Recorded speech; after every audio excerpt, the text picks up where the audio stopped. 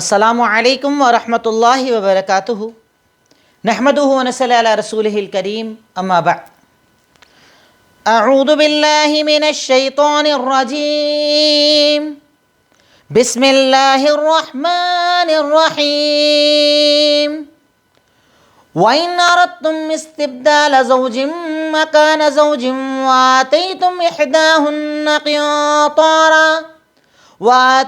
إِحْدَاهُنَّ قِنطَارًا فَلَا تَأْخُذُوا مِنْهُ شَيْئًا أَتَأْخُذُونَهُ بُهْتَانًا وَإِثْمًا مُّبِينًا وَكَيْفَ تَأْخُذُونَهُ وَقَدْ أَفْضَىٰ بَعْضُكُمْ إِلَىٰ بَعْضٍ وَأَخَذْنَا مِنكُم مِّيثَاقًا غَلِيظًا وَلَا تَنكِحُوا مَا نَكَحَ آبَاؤُكُم مِّنَ النِّسَاءِ إِلَّا مَا قَدْ سَلَفَ إِنَّهُ كَانَ فَاحِشَةً وَمَقْتًا وَسَاءَ سَبِيلًا حُرِّمَتْ عَلَيْكُمْ أُمَّهَاتُكُمْ وَبَنَاتُكُمْ وَأَخَوَاتُكُمْ وعماتكم وخالاتكم وبنات الأخ وبنات الأخت وأمهاتكم اللاتي أرضعنكم وأخواتكم من الرضاعة وأمهات نسائكم وربائبكم اللاتي في حجوركم من نسائكم اللاتي دخلتم بهن فَإِن لَّمْ تَكُونُوا دَخَلْتُم بِهِنَّ فَلَا جُنَاحَ عَلَيْكُمْ وَحَلَائِلُ أَبْنَائِكُمُ الَّذِينَ مِنْ أَصْلَابِكُمْ وَتَجْمَعُوا بَيْنَ الْأُخْتَيْنِ إِلَّا مَا قَدْ سَلَفَ إِنَّ اللَّهَ كَانَ غَفُورًا رَّحِيمًا۔ الحمدللہ، تدبر قرآن کی آج ہماری کلاس نمبر 85 ہے، جس میں آپ کے سامنے آیات نمبر 20 سے 23 میں نے تلاوت کی۔ جیسا کہ میں نے آپ کو پہلے بتایا کہ اب اس صورت میں اللہ رب العالمین خواتین کے مسائل، پردے کے مسائل، محرم رشتہ داروں کے مسائل، ان تمام چیزوں کا اللہ رب العالمین بیان کرے گا۔ اس سے پہلے کے درس میں آپ کے سامنے اللہ رب العالمین نے آخری جو باتیں بیان کی، اس کے بعد خواتین کا ہی تذکرہ اللہ رب العالمین اب آگے ہمارے سامنے بڑھا رہا ہے۔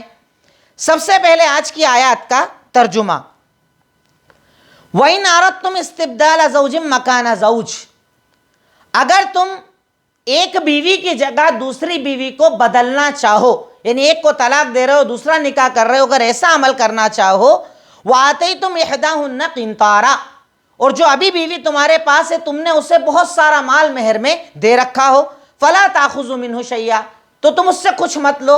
یعنی اگر آپ طلاق دے رہے ہیں، کہیں اور نکاح کر رہے ہیں، تو طلاق دیتے وقت آپ کو بیوی سے مہر ریٹرن یا واپس نہیں لینا ہے، چاہے آپ نے کتنا ہی مال اسے کیوں نہ دے رکھا ہو۔ أَتَأْخُذُونَهُ بُهْتَانًا وَإِثْمًا مُّبِينًا، کیا آپ ایک ناحق چیز لوگے، یعنی جو آپ کا حق نہیں ہے، اور گناہ کا، بڑے کھلے ہوئے گناہ کا یعنی آپ اقرار کرو گے، عمل کرو گے، کیونکہ یہ گناہ ہے، یہ ناجائز ہے، یہ ناحق ہے کہ آپ مہر دینے کے بعد مہر کو دوبارہ لیں جبکہ طلاق آپ دے رہے ہیں۔ ہاں، بیوی اگر طلاق کی ڈیمانڈ کرے، خلا مانگے، تب وہ آپ کی مہر ریٹرن کرے گی۔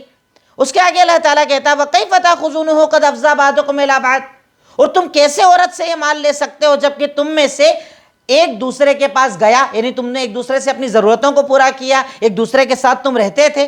وَأَخَذْنَا مِنكُم مِّيثَاقًا غَلِيظًا، اور ان عورتوں نے تم سے بڑا شدید معاہدہ بھی لیا ہے، یعنی جب تم نے نکاح کیا تو عورتوں کی طرف سے تم نے معاہدہ کیا تھا نا کہ ان کے ساتھ اچھا سلوک کرو گے، اللہ تعالیٰ کو گواہ بنایا تھا، نکاح کا خطبہ تم لوگوں نے سنا تھا، تو یہ سارا تم نے ان سے معاہدہ کیا تھا، تو اب تم ایسا عمل کیسے کر سکتے ہو؟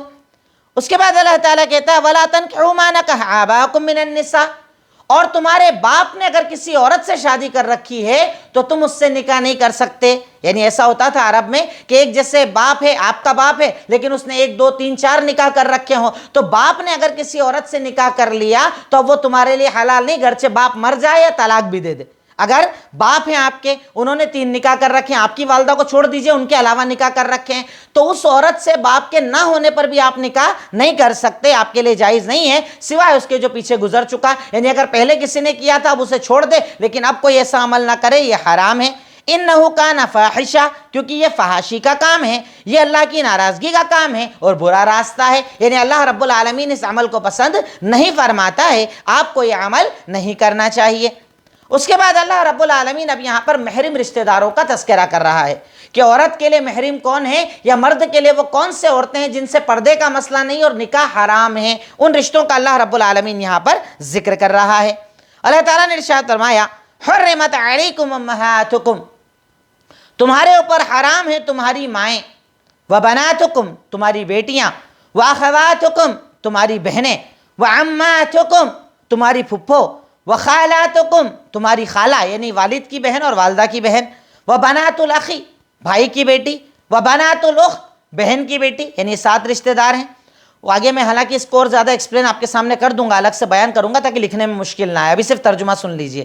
اس کے آگے وَأُمَّهَاتُكُمُ اللَّاتِي أَرْضَعْنَكُمْ وَأَخْوَاتُكُمْ مِنَ الرَّضَاعَةِ، اور تمہاری وہ مائیں جنہوں نے تمہیں دودھ پلایا ہے۔ جیسے عرب میں پہلے یہ عام تھا، اب تو بہت کم ہو گیا سسٹم کہ لوگ اپنے بچوں کو دودھ پلانے کے لیے باقاعدہ عورتوں کو دیا کرتے تھے دیہاتوں میں، جیسے خود ہمارے نبی محمد الرسول اللہ صلی اللہ علیہ وسلم حلیمہ سعدیہ کے یہاں اس بستی کے اندر گئے اور وہاں پر آپ لمبا وقت تک رہے، انہی کا آپ دودھ پیتے تھے۔ تو دودھ پینے سے جو رشتہ ہوتا ہے اسے رضاعت کا رشتہ کہتے ہیں۔ تو اللہ نے ارشاد فرمایا کہ آپ کی رضائی ماں بھی آپ کے اوپر حرام ہے، آپ کی رضائی بہن بھی آپ کے اوپر حرام ہے، اور بھی رشتے ہیں جو 7 جیسے یہ رشتے ہیں وہی 7 رشتے ادھر حرام ہوتے ہیں، حدیثوں میں اس کا تذکرہ موجود ہے۔ وَأُمَّهَاتُ نِسَائِكُمْ، اور تمہاری بیوی کی ماں یعنی تمہاری ساس تم پر حرام ہے۔ وَأُمَّهَاتُ نِسَائِكُمْ وَرَبَائِبُكُمُ اللَّاتِي فِي حُجُورِكُمْ مِن نِسَائِكُمُ اللَّاتِي دَخَلْتُم بِهِنَّ۔ اسی طریقے سے اگر آپ نے کسی ایسی عورت سے نکاح کیا جس کے پاس پہلے سے بچے موجود ہو، کسی شوہر سے اس کا انتقال ہو گیا، شوہر کا یا طلاق ہو گیا ہو، اب ایسی عورت سے آپ شادی کر رہے ہو جس کی پہلے سے کوئی بیٹی ہو، تو وہ بیٹی بھی اس عورت سے نکاح اگر آپ نے کر لیا اور دخول کر لیا یعنی اس کے ساتھ رہنے لگے، تو اب یہ بیٹی بھی آپ کے اوپر اپنی سگی بیٹی جیسی حرام ہو جائے گی۔ لیکن اگر کسی انسان نے مثال کے طور پر نکاح کیا عورت سے، اس کی پہلے سے کوئی بیٹی تھی، نکاح کیا اور نکاح کرتے ہی طلاق دے دیا، یعنی اس کے ساتھ رہا نہیں، فوراً طلاق دے دیا، تو یہ لڑکی اس کے لیے حلال رہے گی، اور اگر ساتھ رہ لیے تو یہ لڑکی اس کے لیے حرام ہو جائے گی۔ وَحَلَائِلُ أَبْنَائِكُمْ، اور تمہارے بچوں کی، تمہارے بیٹے کی بیوی یعنی تمہاری بہو بھی تمہارے اوپر حرام ہے۔ الَّذِينَ مِنْ أَصْلَابِكُمْ، وہ بچے جو تمہارے خود کے بچے ہوں، منہ بولے بچوں سے کام نہیں چلتا اسلام میں، خود کا جو تمہارا بچہ ہو اس کی بیوی تمہارے اوپر حرام رہے گی۔ وَأَن تَجْمَعُوا بَيْنَ الْأُخْتَيْنِ، اور یہ کہ تم 2 بہنوں کو ایک نکاح میں جمع کرو، یعنی 2 سگی بہنوں سے ایک آدمی ایک ساتھ نکاح نہیں کر سکتا، الا ما قد سلف، سوائے اس کے جو گزر چکا ہے، یعنی اگر کسی نے پہلے کیا تو بات الگ ختم کر لے، لیکن اب ایسا عمل نہ کرے۔ ان اللہ کان غفورا رحیما، کیونکہ اللہ رب العالمین معاف کرنے والا اور رحم کرنے والا ہے۔ ان آیتوں میں جو رشتے ہیں میں اس کو انشاءاللہ الگ سے بھی بتا دوں گا تاکہ آپ کو کنفیوژن اور دقت انشاءاللہ نہ آئے۔ اب آج کی آیتوں میں آئے ہوئے مشکل الفاظ، استبدال، ریپلیس کرنا، بدلنا۔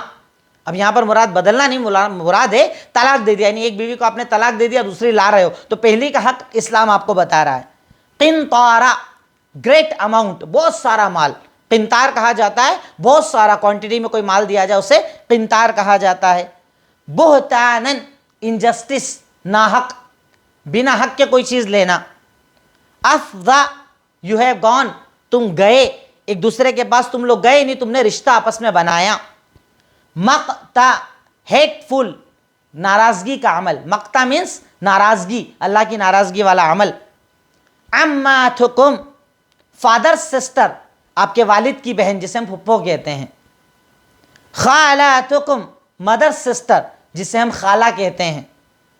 ربائبکم، اسٹیپ ڈاٹر، اسٹیپ ڈاٹر یعنی تمہاری خود کی سگی بیٹی نہ ہو بلکہ سوتیلی بیٹی، یعنی عورت کی پہلے سے کوئی بیٹی موجود ہو۔ حلائل ابنائکم، ڈاٹر ان لا جسے ہم بہو کہتے ہیں، بہو۔ یہ کچھ مشکل الفاظ جو آج کی آیتوں میں آپ کے سامنے آئے۔ اب ایک مسئلہ ہے، آپ اسے شان نزول کہہ سکتے ہیں کہ اسلام سے پہلے عرب میں یہ دستور تھا کہ وہ اپنی سوتیلی ماں سے نکاح کر لیا کرتے تھے۔ جیسے باپ نے کسی عورت سے شادی کے، باپ نہیں ہے تو بیٹا اس ماں سے شادی کر لیا کرتا تھا، شادی کر لیتے تھے سوتیلی ماں سے۔ اسلام نے اس حکم کے ذریعے اسے حرام قرار دیا کہ ایسا کرنا آپ کے لیے جائز نہیں ہے، آپ ایسا نہیں کر سکتے۔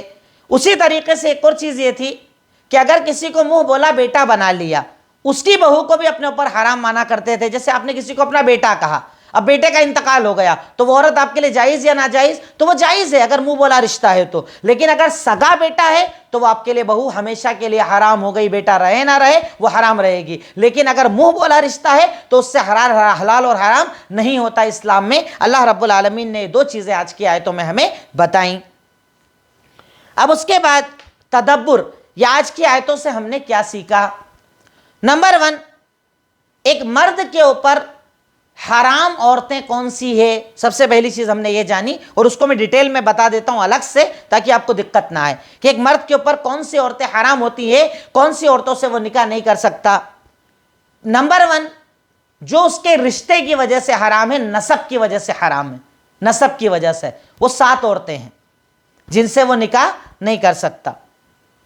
ماں، اس میں نانی اور دادی بھی آ گئی اوپر تک. ماں کے اوپر جو بھی ماں کی مائیں ہوں گی، نانی دادی سب اس کے اوپر آ جائیں گی. نمبر 2، بیٹی، اس میں بیٹی بھی آ گئی، نواسی بھی آ گئی، پوتی بھی آ گئی، یعنی بیٹی کے نیچے کی نسل اس میں آ گئی. نمبر 1 ماں، یعنی میں الگ الگ بتا رہا ہوں تاکہ آپ کو دقت نہ آئے. کون سے رشتے آپ کے رشتے کی وجہ سے حرام ہوتے ہیں، کون سے سسرال کی وجہ سے حرام ہوتے ہیں، وہ سب الگ الگ بتا رہا ہوں میں. تو نمبر 1، وہ رشتے جو رشتے داری کی وجہ سے حرام ہوتے ہیں، اس میں ماں، بیٹی، بہن، پھپھو، خالہ، بھتیجی، بھانجی. یہ 7 ایسے رشتہ دار جن سے ایک مرد نکاح نہیں کر سکتا، اور ان 7 کو اس مرد سے پردہ کرنے کی ضرورت نہیں ہوتی ہے. ان کے سامنے وہ آ جا سکتے ہیں، اس سے بات چیت کر سکتے ہیں. میں پھر ریپیٹ کرتا ہوں: ماں، بیٹی، بہن، پھپھو، خالہ، بھتیجی، بھانجی. یہ سگے آپ کے 7 ایسے رشتے ہیں جو آپ کے اوپر حرام ہیں، ان سے آپ کا نکاح نہیں ہو سکتا. نمبر 2، رضاعت کے رشتے. اگر کسی عورت نے آپ کو دودھ پلایا تو اس سے جڑے ہوئے رشتے، یہ 7 رشتے آپ کے لیے حرام ہو جائیں گے. یعنی اس عورت سے جڑے ہوئے رشتے، اب اس کی بیٹی، اس کی بہن، جو بھی اس کے جڑے ہوئے 7 رشتے اگر ہیں تو وہ آپ کے اوپر حرام رہیں گے. یعنی 7 رشتے نسب کی وجہ سے اور 7 رشتے رضاعت، دودھ پلانے کی وجہ سے آپ کے اوپر حرام ہو جائیں گے. نمبر 3، سسرال کی وجہ سے کچھ رشتے حرام ہوتے ہیں، شادی کی وجہ سے، سسرال کی وجہ سے. اس میں نمبر 1، ساس.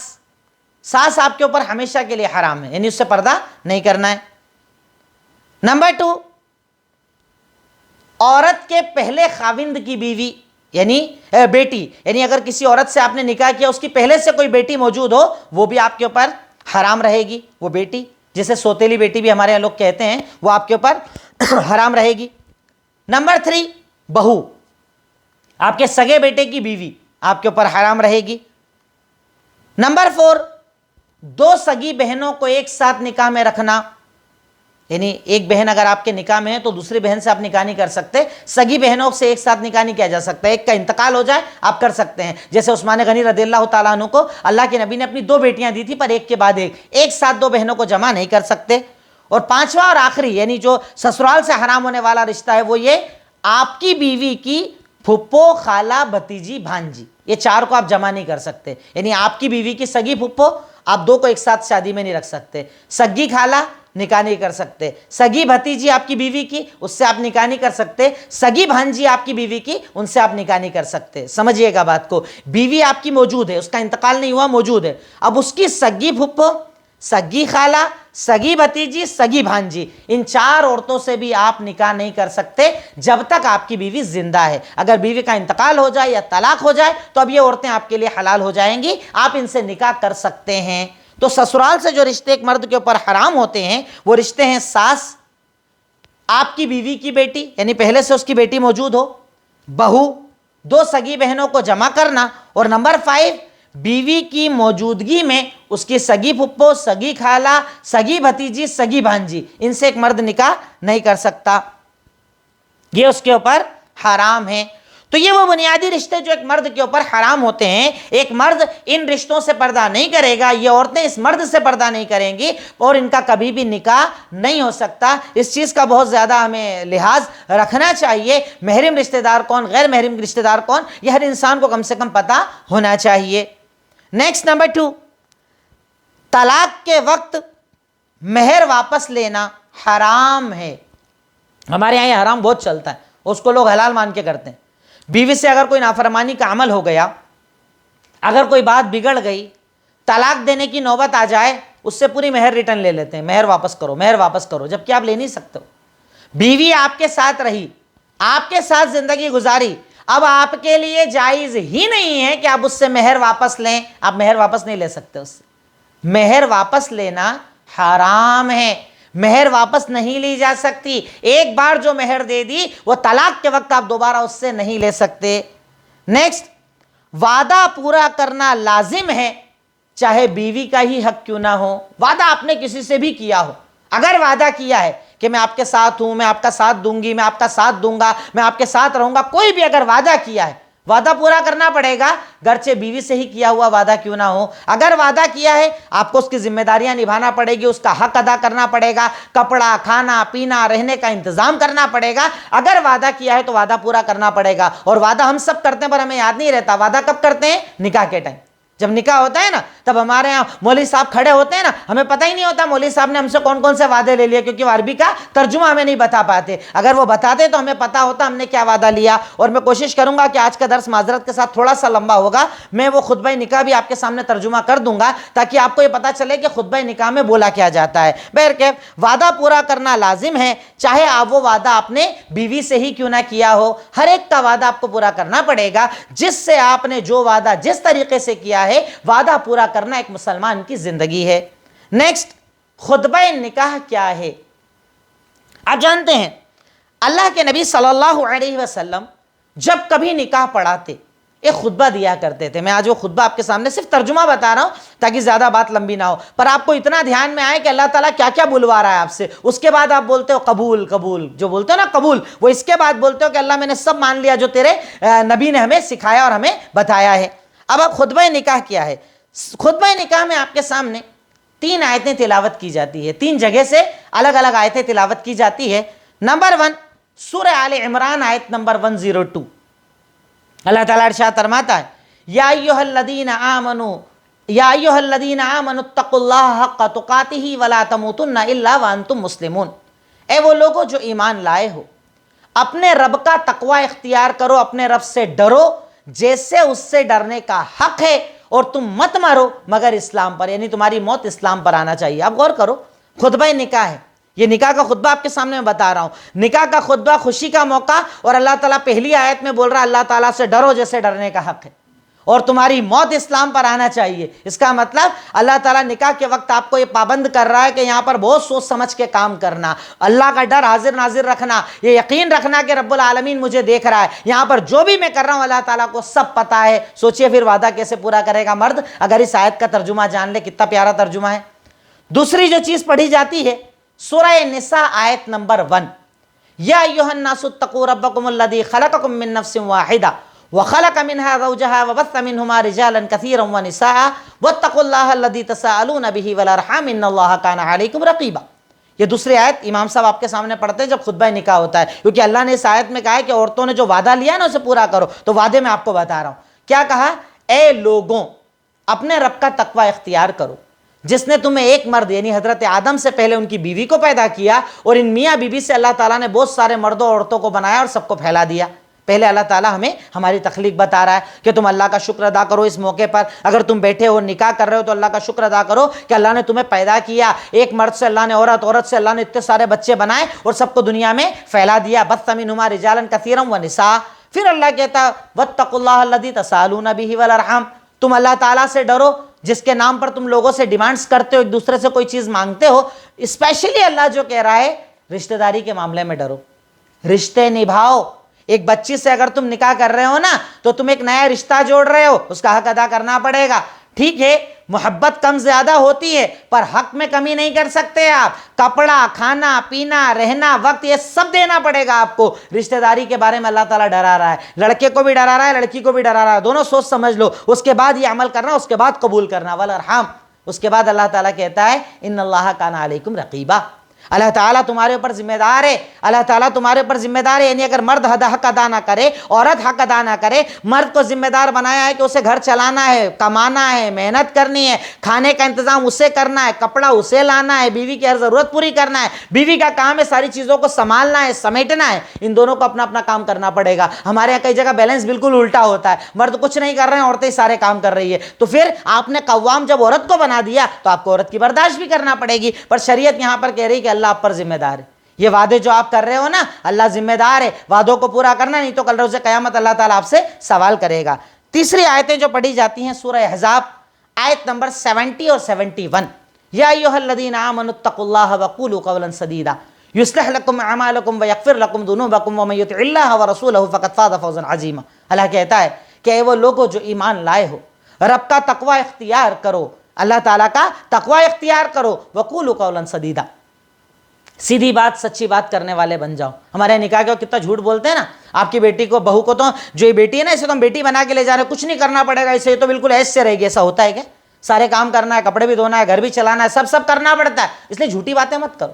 آپ کا بیٹا تو بالکل ہمارے لیے بیٹے کی طرح رہے گا. ایسا ہوتا ہے کیا؟ کوئی جھوٹے وعدے مت کرو، جو سچ ہے وہ بولو. اور اس کے ساتھ ساتھ نہ جانے کتنا جھوٹ بولتے ہیں. ہماری بیٹی کو تو سارے کام آتے ہیں، پتہ چلتا ہے شادی کے اس کو کھانا بنانا بھی نہیں آتا. ہمارا بیٹا 50,000 کماتا ہے، پتہ چلتا ہے 10,000 بھی نہیں کماتا ہے. اللہ یہاں پر یہ وعدے لے رہا ہے آپ سے، جو نکاح میں آپ بولتے ہیں نا قبول آسانی کے ساتھ، یہ ساری آیتیں بولی جاتی ہیں جو آپ کو پتہ نہیں ہوتی ہیں. اللہ تعالیٰ کہہ رہا سچ بولو، جو ہے وہ بتاؤ نا، فیکٹ بتاؤ. قبول ہوگا تو ٹھیک، نہیں تو نہیں، کوئی بات نہیں. پر جھوٹ مت بولو، جھوٹے سہارے مت لو. قولوا قولا سدیدا، اگر تم سچ بولو گے نا، یصلح لکم اعمالکم ویغفر لکم ذنوبکم، اللہ تمہاری بگڑی بنا دے گا، تمہارے معاملات سدھار دے گا، تمہارے گناہ معاف کر دے گا. اور اس کے بعد آخر جو آیت آپ کے سامنے ٹکڑا پڑھا جاتا ہے، وَمَن يُطِعِ اللَّهَ وَرَسُولَهُ فَقَدْ فَازَ فَوْزًا عَظِيمًا، اور یقیناً وہ انسان جو اللہ اور اس کے رسول کی اطاعت کرتا ہے وہ بڑی کامیابی کو پائے گا. اس سے کیا بتا رہا ہے اللہ؟ کہ نکاح کو آسان کرو.